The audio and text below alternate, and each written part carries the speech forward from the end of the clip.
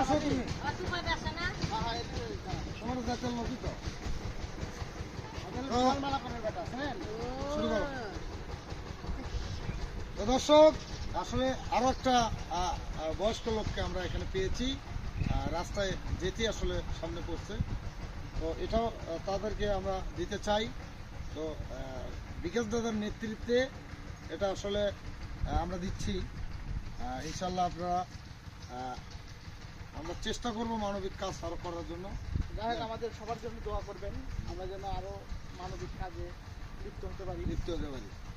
আমাদের জন্য দোয়া করবেন, অবশ্যই দোয়া করবেন। শ্রী বিকাশ চন্দ্র, আমার পেজ এমভিএস ফটোগ্রাফি, আমাদের জন্য দোয়া করবেন।